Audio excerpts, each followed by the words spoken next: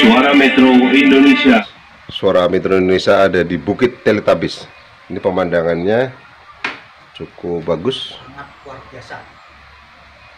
Banyak pohon-pohonnya nih di sana. Nanti kita akan bincang-bincang nih dengan sesepuh yang ada di Bukit Teletabis.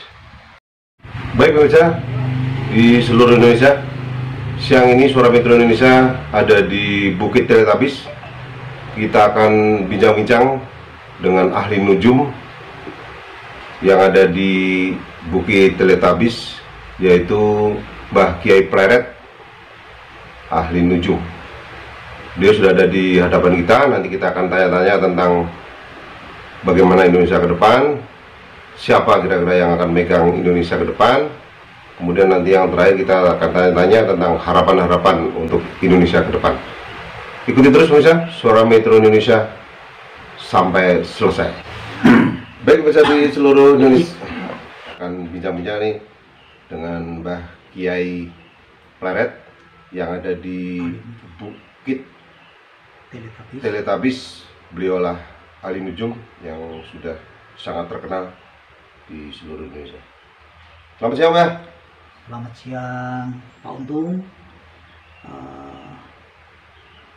Ini saya mau memberitahukan kepada masyarakat seluruh Indonesia tentang masalah Indonesia ke depan. Untuk Indonesia ke depan itu ada 3. 1, calonnya itu cuma ke biar depan.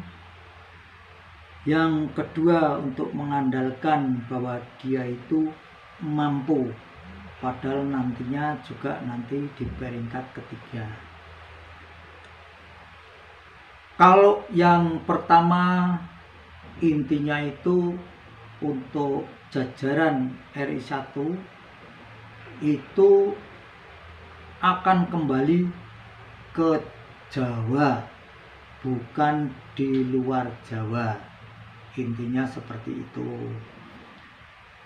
Dan saya tidak mau kasih tahu siapa yang akan menyandang sebagai RI 1. Tapi tentunya saya sudah tahu siapa yang akan jadi. Detik demi detik, hari demi hari, nantinya akan muncul juga. Tentunya ini para calon baru memilih siapa pasangan yang terbaik dan siapa pasangan yang bisa diajak kerjasama. Mengenai tentang pokok permasalahan di Indonesia pada saat ini sangat memprihatinkan. Karena di suatu tempat ada penyanderaan aja sampai sekarang tidak selesai. Maka dari itu semoga nantinya yang akan menjadikan presiden tersebut itu bisa menyelesaikan masalah ini dengan sekejap. Dan saya tahu siapa yang akan jadi. Monggo, itu banyak seperti paranormal yang katanya itu bisa akan mendukung salah satunya calon. Tapi saya sendiri tahu siapa yang akan jadi. Nantinya untuk ke depan itu bagaimana. Siapa cepat, siapa yang akan menjabat. Begitu Pak Untung. Terima kasih Pak Untung. Terima kasih. Baik pemirsa, terima kasih.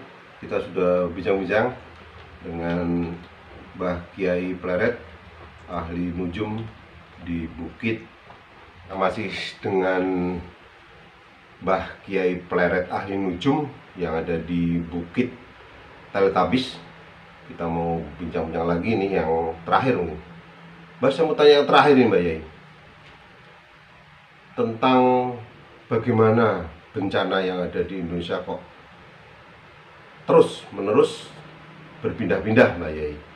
Kemudian apakah rakyat kita yang kurang bersyukur atau kurang berbagi, atau pejabat-pejabat kita yang kurang berbagi dengan orang-orang kecil, atau bagaimana, Mbak Yai? Begini Pak Untung, mengenai alam dan cuaca saat ini tidak akan menentu. Para kandidat tersebut haruslah berhati-hati cara menyikapi, jangan melihat orangnya, tapi kalau bisa melihat hatinya pertama-tama. Untuk berikutnya kita bukan menyalahkan pemerintah, tidak. Hanya saja oknumnya yang sering korupsi ini untuk fakir miskin maupun ke media, atau media itu apa? Media nggak ada yang gaji. Kalau mereka itu nggak pernah dibantu juga, media juga kesusahan. Dengan apa mereka bisa tenar? Itu ya berkat media, ya. Jadi mereka itu sebenarnya harus berbagi, karena inilah bencana-bencana sering timbul di Indonesia itu karena korupsinya terlalu tinggi. Itu. Jadi kalau seperti pejabat-pejabat pemerintah yang tentunya itu mungkin buka hati, itu membagikan sedikit, itu tidak akan mungkin bencana seperti ini. Beda dengan konglomerat. Itu konglomerat kan mereka itu memang orang kaya, tapi kan banyak yang nggak tahu nasibnya dia hutang di mana saja, kan kita semua juga tidak tahu. Terutama seperti bintang-bintang film itu cuan, jual tampang, ya, itu banyak yang tidak mau menyisakan sedikit untuk fakir dan miskin. Kalau bisa itu seperti pejabat-pejabat pemerintah itu kan sudah punya gaji, andai kata ada kelebihan dari uang lain-lain itu, saya mohon dibagikan ke fakir miskin, ya, dibagikan ke media, media-media yang jelas, itu dibantu, bukan memberikan, tapi membantu untuk jalannya biaya operasional mereka, karena mereka di media itu juga tidak dibayar.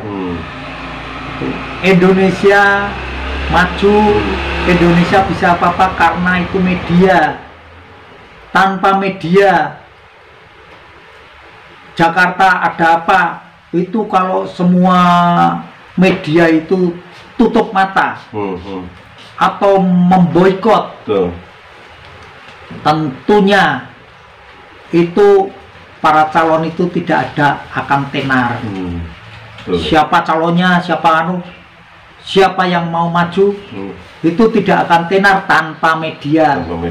Nah, sekarang media sendiri sangat dikucilkan karena takut kalau nyangoni. Itu kasihan sekali. Para awak media itu sebenarnya kesulitan. Melaporkan ya salah, tidak melaporkan juga salah tentunya. Nah, ini kalau pejabat-pejabat pemerintah itu tahu dengan ada kesusahan para awak media juga, itu tentunya media itu dirangkul, diajak kerjasama biar mereka pada bisa makan. Banyak media yang sering 86 itu karena kepepet keadaan, itu memang tidak punya dan melakukan seperti itu. Indonesia ini kelihatannya enak, tapi gonjang-ganjingnya ini sangat besar. Sangat besar ya. Karena uang ke oknum tersebut aja udah luar biasa. Biasa ya. Iya, seharusnya itu berbagilah sedikit Gitu ya. kepada awak media maupun masyarakat yang tidak mampu. Jangan sampai itu dilanjutkan. Kalau ini dilanjutkan terus menerus, Indonesia akan hancur.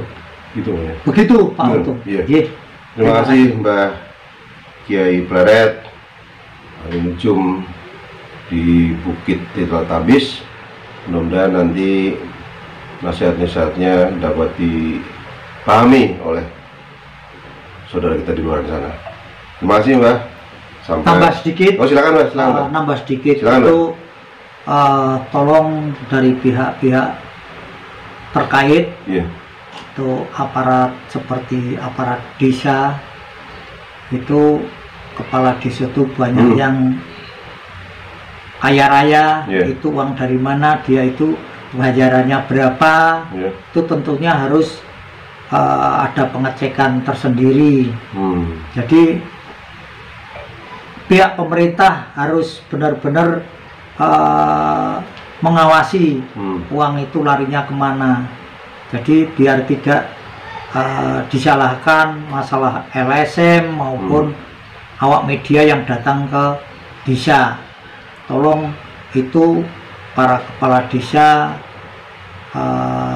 biar ada pengawasan tertentu dari pemerintah. Itu bukan hanya dari masyarakat, tapi pemerintah pun harus Ikut mengawasi. mengawasi dia kok kayak seperti itu, gajinya berapa, terus hal-hal lainnya berapa, kok bisa luar biasa seperti itu. Begitu. Baik, Terima kasih. Untung. Iya. Terima kasih Mbah. Sehat selalu. Terima kasih pemirsa yang sudah menyaksikan pendapat nasihat dari Mbah Kiai Pleret yang ada di Bukit Teletabis. Jadi beliau memang tertutup untuk alamatnya. Nanti bisa tanya dengan tim kami Suara Metro Indonesia.